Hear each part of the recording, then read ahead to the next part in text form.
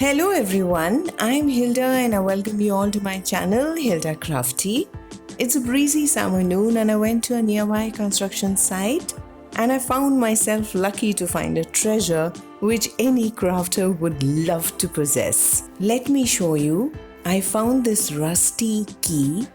Not one, but I found two more. Let me show you.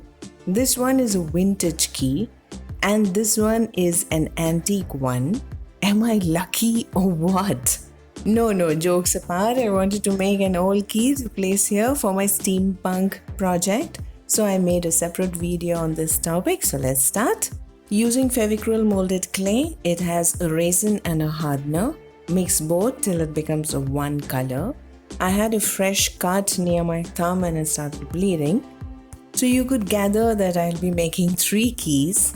So using as much required for the first key, add talcum powder and roll with your fingers. We'll make the shaft or stem of the key first. Now using a damp sponge here, this helps in a good and even finish. Then we'll roll another piece of clay which will be thinner than the stem of the key which we've already made. Now to make the wards or clefts of the key, we'll cut 2 pieces of equal size and cut the third a bit smaller than the other 2.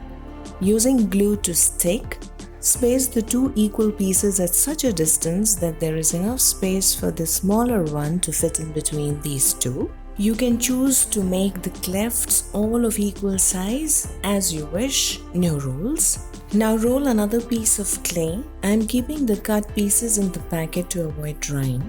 This clay dries in 90 minutes, so we have to finish within this time.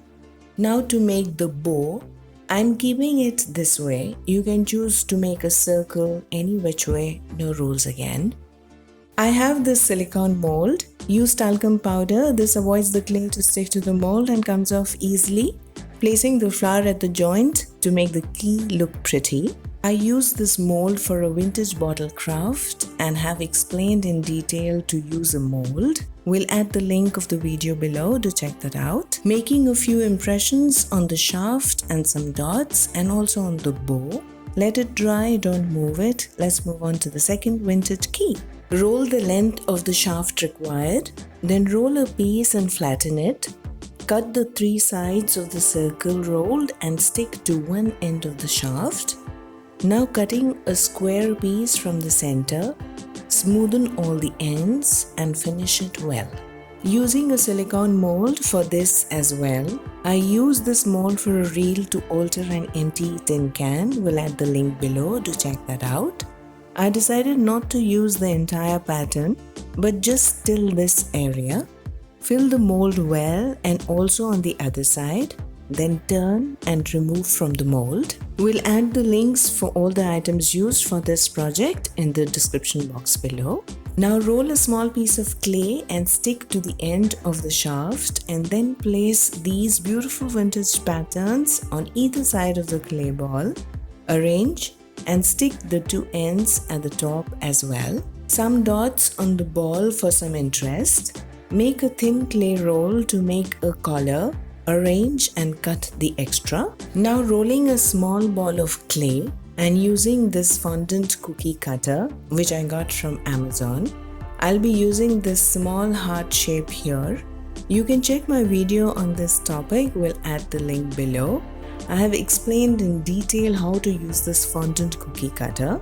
Need 3 hearts here to place on the shaft. Rest I will make dots and 1 on the ward. We are done with this. Now for the third, roll a piece of clay. I had this MDF piece with me which I thought would look great. Fixing it to one end of the shaft and rolling a small clay ball to fix at the joint and making an impression on it. Then cover the joint with a thin rolled clay. Cut the extra from both the ends. For the cleft, making an uneven pattern. You can get creative and you can make any pattern of your choice. Fix the cleft to the shaft, smoothen, and we are done with this as well. I've made 3 keys of different sizes. Don't know which one I will choose for my steampunk project. I will take a call that time. With the leftover clay, making a bead which I can use later. I have used 2 packets of Mouldit Clay. You can say 1.5, leaving the bead. The keys are dry, kept it for a day. My cut is better today. Apply black gesso on 3 keys. This is homemade gesso. You can check my video on this topic, link given below. I make black gesso better than the market one for sure. Cover the keys very well with gesso, and when dry, apply a coat on the other side as well. Let dry very well. I got this black gesso from Itsy Bitsy. You can use my coupon code HILDA5 to get additional 5% discount, link given below. Okay, now using Fevicryl Pearl Metallic Bronze for the first one. Using the dry brush technique, removing the excess paint from the brush and softly applying the paint so that we just get a hint of paint on the key. You can see the rustic effect. Do the same on the other side as well, and this is how it looks, and I'm quite happy with it. Okay, now for the antique key. Using pearl metallic silver and using the same dry brush technique here as well. I thought silver would look good on this key, and I feel the end result was quite satisfying, and this is how it looks. Okay, now for a rusty look for the third one. Using teal blue first, just add a little here and there, then moss green. Give time for teal blue to dry, then use moss green, or else the colors will blend. We need the colors to stand out individually. Let dry. Now pearl metallic copper and using the dry brush technique to get the final look. I quite like how this key has turned out and can say this is my favorite. You tell me yours, we'll love to hear from you. When the colors are absolutely dry, you can seal the paint with a gloss or matte varnish. I'm leaving it at the moment, will do so when I use these in some project. I hope you enjoyed this video just as much as I enjoyed making these. You can just make a key and hang it as part of home decor, will look lovely.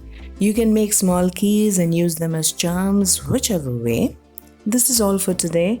Do tune in for my steampunk bottle craft, which will be next. Hope to see you soon there again. Thanks for watching. Do take very good care of yourself. I will be back again in my next video. Until then, bye bye, take care, and I love you all.